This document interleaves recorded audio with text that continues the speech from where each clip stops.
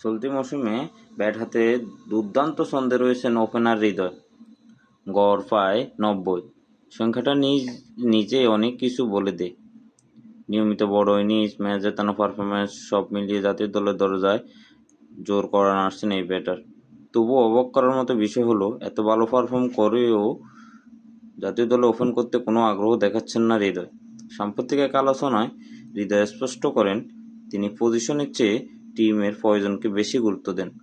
তার ভাষায়, আমি যখনই খেলি দলের জন্য খেলতে চাই, ওপেন করলেই খেলতে পারবো এমন কোনো কথা নেই। এই মানসিকতাকেই অনেকে দেখছেন একজন ম্যাচিউর ক্রিকেটারের পরিচয় হিসেবে। ক্রিকেট বিশ্লেষকদের মতে হৃদয়ের এই বিনিময় যেমন প্রশংসা, তেমনি এটি নির্বাচকদের জন্য বড় চ্যালেঞ্জও।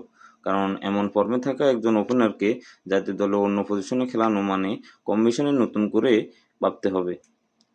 আবার ওপেনিংয়ে আগে থেকেই নির্ধারিত পরিকল্পনাও রয়েছে টিম ম্যানেজমেন্টের। বিশ্বকাপ সামনে রেখে দল গঠনের সময় হৃদয়ের নাম তাই আলোচনার কেন্দ্রে থাকছে। ওপেন করবেন কিনা তা বড় বিষয় নয়, প্রশ্ন একটাই, এমন ফর্মে থাকা একজন ব্যাটারকে কি জাতীয় দল উপেক্ষা করতে পারবে? সব মিলিয়ে হৃদয় ব্যাটিং যেমন কথা বলছে, তেমনি তার মানসিক। সব ধরনের খেলার খবর পেতে সাবস্ক্রাইব করুন। সঙ্গে থাকুন খেলার পাতার।